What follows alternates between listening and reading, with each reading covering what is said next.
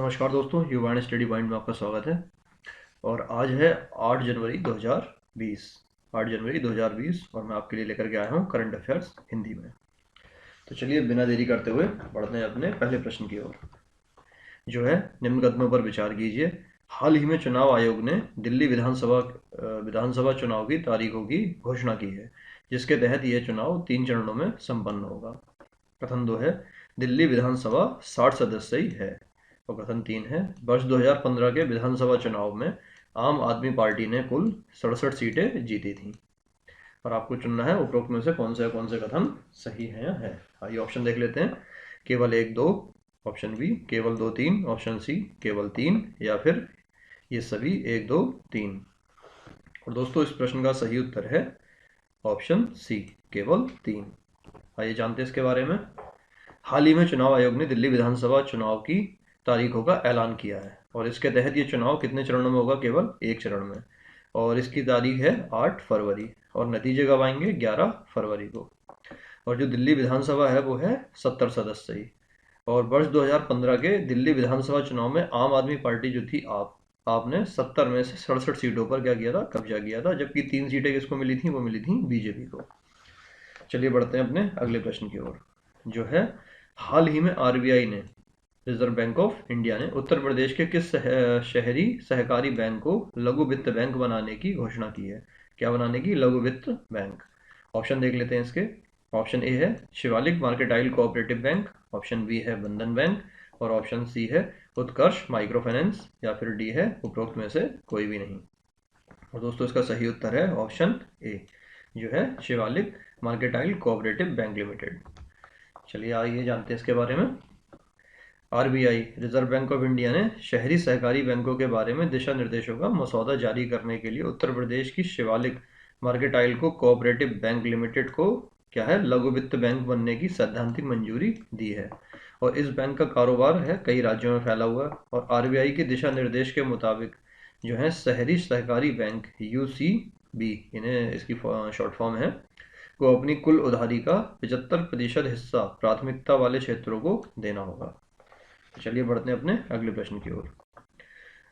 जो है, ऊर्जा दक्षता ब्यूरो बीईई ने 6 जनवरी 2020 को सभी रूम एयर कंडीशनर, कमरे में जो एयर कंडीशनर रहते हैं उसकी बात की जा रही है यहाँ पर, में डिफ़ॉल्ट रूम तापमान को कितने डिग्री रखने पर विचार किया है। आइए ऑप्शन देख लेते हैं। ऑप्शन ए है 20 डिग्री सेल्सियस, या फिर बी है 22 डिग्री सेल्सियस, और सी है 24 डिग्री सेल्सियस, और डी है 26 डिग्री सेल्सियस। और दोस्तों, इसका सही उत्तर है ऑप्शन सी 24 डिग्री सेल्सियस। आइए जानते हैं इसके बारे में। ऊर्जा दक्षता ब्यूरो बीई ने सोमवार को कहा है कि रूम एयर कंडीशनरों में डिफ़ॉल्ट रूम का तापमान कितना होना चाहिए? 24 डिग्री सेल्सियस होना चाहिए। इसका मतलब ये है कि जब एसी को ऑन किया जाएगा, तो यह 24 डिग्री सेल्सियस पर चालू होगा। और इससे क्या होगा? फ़ायदा क्या मिलेगा कि ऊर्जा की खपत जो है वो कम होगी। तो चलिए बढ़ते हैं अपने अब अगले प्रश्न की ओर। हाल ही में सरकार ने निर्यात में गिरावट को रोकने के लिए कौन सी योजना लागू की है? ऑप्शन देख लेते हैं। ए है निर्विक योजना, बी है निर्यात योजना, सी है बढ़ोतरी योजना, या फिर डी है निर्गम योजना। और दोस्तों, इसका सही उत्तर है ऑप्शन ए निर्विक योजना। आइए जानते हैं इसके बारे में। सरकार ने निर्यात में गिरावट रोकने के लिए अगले कुछ हफ्तों में निर्यात वित्त योजना लाने की तैयारी कर रही है। और इसके तहत छोटे कारोबारियों को रुपए और डॉलर के लिहाज से कम ब्याज दर की पेशकश की जाएगी। और मंत्रिमंडल में पेश प्रस्ताव के तहत निर्विक, और इसका फुल फॉर्म क्या है? निर्यात ऋण विकास योजना। निर्यात ऋण विकास योजना के तहत क्या होगा? निर्यात क्रेडिट के लिए जो ब्याज दर है वो गिरकर डॉलर के लिहाज से 3.5% और रुपए के लिहाज से 7.35% रहने की संभावना है। चलिए अब बढ़ते हैं अपने अगले प्रश्न की ओर। चीनी उद्योग को वैश्विक स्तर पर ले जाने के लिए 11-12 जनवरी 2020 को भारत में कहां पर शुगर कॉन्क्लेव 2020 का आयोजन किया जाएगा? ऑप्शन देख लेते हैं। ए नागपुर, बी मुंबई, सी बंगलुरु, या डी लखनऊ। और दोस्तों, इसका सही उत्तर है ऑप्शन बी मुंबई। आइए बढ़ते हैं अपने अगले प्रश्न की ओर। निम्न कथनों पर विचार कीजिए।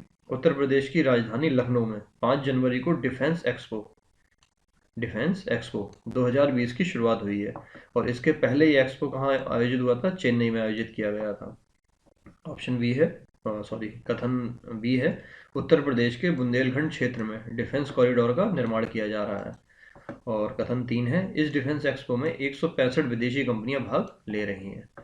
आपको चुनना है कि उपरोक्त में से कौन से कथन सही हैं। ऑप्शन देख लेते हैं, केवल 1 2, ऑप्शन बी केवल 2 3, ऑप्शन सी सभी 1 2 3 सही हैं, या फिर ऑप्शन डी केवल 1 और 3। और दोस्तों इसका सही उत्तर है ऑप्शन सी, सभी 1 2 3 सही हैं। आइए जानते हैं इसके बारे में। उत्तर प्रदेश में इस बार आयोजित हो रहे रक्षा मेले या फिर डिफेंस एक्सपो, ठीक है, इंग्लिश में से कहते हैं डिफेंस एक्सपो और हिंदी में रक्षा मेला, 165 विदेशी कंपनियां भाग ले रही हैं और प्रदेश की राजधानी में आयोजित हो रहा है। कहाँ पर? लखनऊ में हो रहे डिफेंस एक्सपो में 70 देशों की रक्षा उत्पाद बनाने वाली कंपनियां हिस्सा ले रही हैं। कितने देशों की? 70 देशों की। और कितनी कंपनियां? 165 विदेशी कंपनियां। और उत्तर प्रदेश के बुंदेलखंड क्षेत्र में बन रहे डिफेंस कॉरिडोर के लिए 25,000 करोड़ रुपए तक के निवेश की संभावना है। और लखनऊ में 5 फरवरी से यह मेला शुरू हुआ है। डिफेंस एक्सपो जो है 5 से 8 फरवरी के लिए आयोजित हुआ है। और पिछले साल जो है ये चेन्नई में आयोजित हुआ था। और 11वां डिफेंस एक्सपो है 2020 और इसका जो थीम है वो है भारत उभरता हुआ रक्षा विनिर्माण केंद्र। आपको ये याद रखना है कि इसका थीम क्या है, भारत उभरता हुआ रक्षा विनिर्माण केंद्र। तो चलिए दोस्तों बढ़ते हैं अपने अगले प्रश्न की ओर। 77वें गोल्डन ग्लोब अवार्ड में सर्वश्रेष्ठ फिल्म और ड्रामा का अवार्ड किसे मिला था?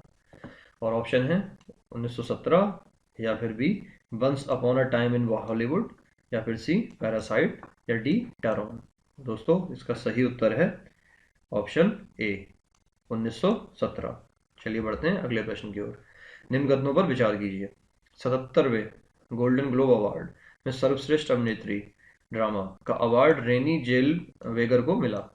और कथन 2 है, 77वें गोल्डन ग्लोब अवार्ड में सर्वश्रेष्ठ अभिनेता ड्रामा का अवार्ड जोक्विन फिनिक्स को फिल्म, कौन सी फिल्म है, जोकर के लिए मिला।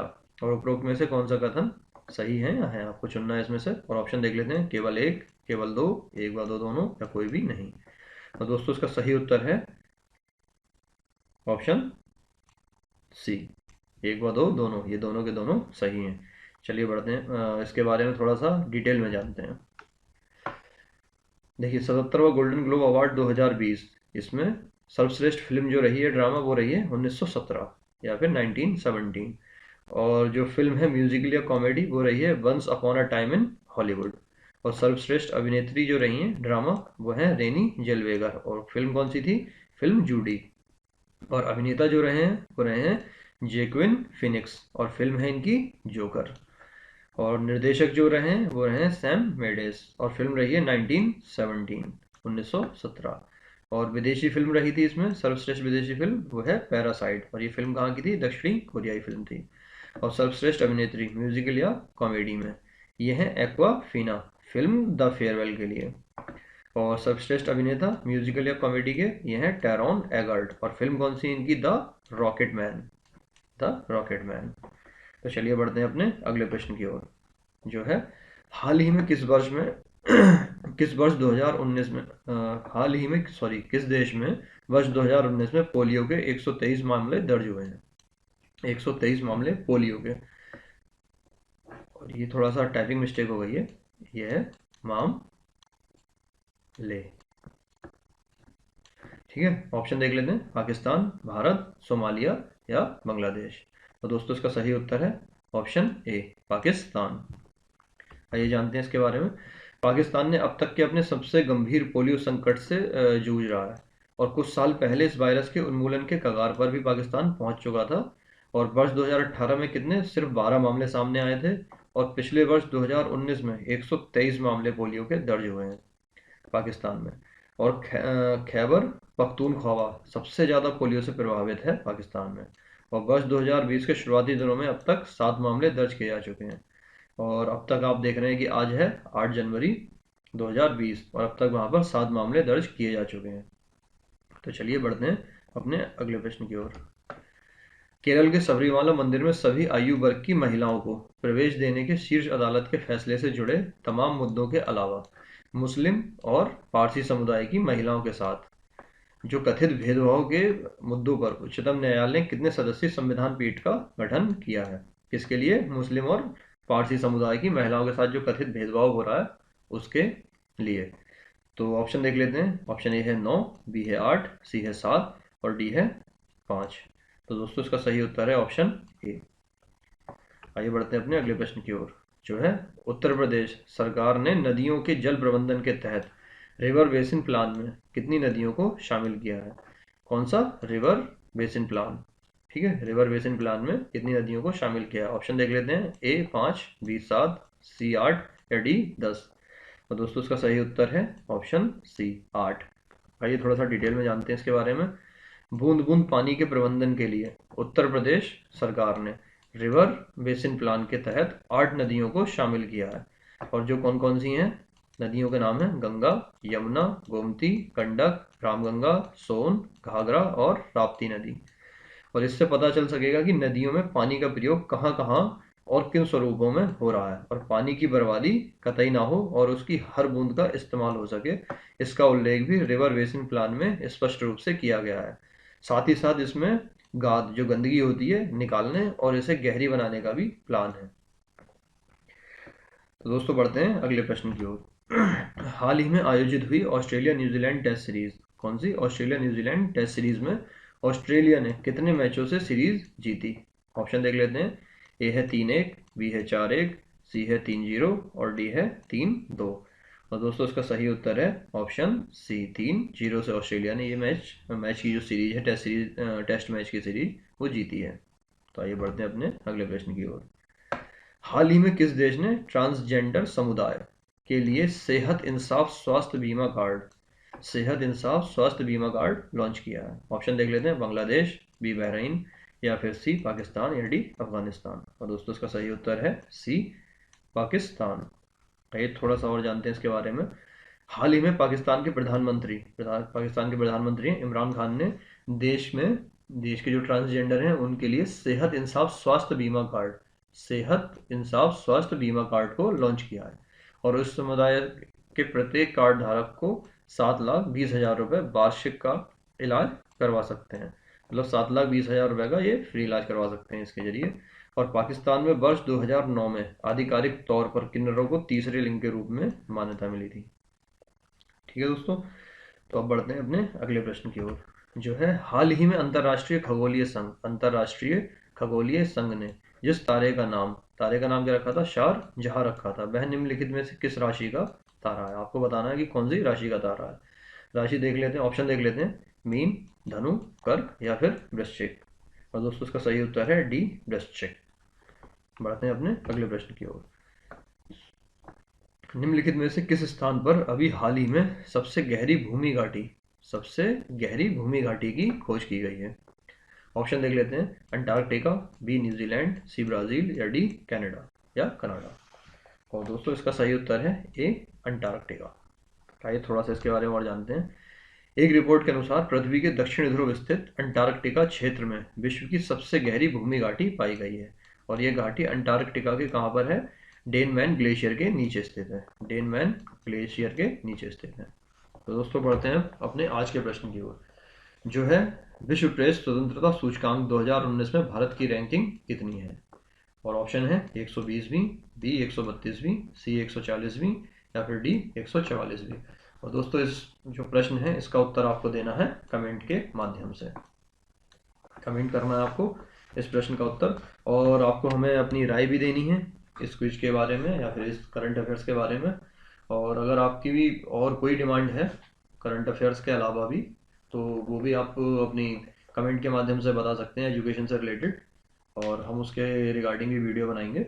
और उसके अलावा इस वीडियो को आप लाइक कीजिए, सब्सक्राइब कीजिए, शेयर कीजिए, और जितना ज़्यादा हो सके अपने दोस्तों को इनवाइट कीजिए देखने के लिए। और अगर आपको अच्छा लगता है तो इसे लाइक कीजिए, और अगर अच्छा नहीं लगता है तो इसे डिसलाइक भी कीजिए। ठीक है, आज की वीडियो में इतना ही। मिलते हैं अगली वीडियो में।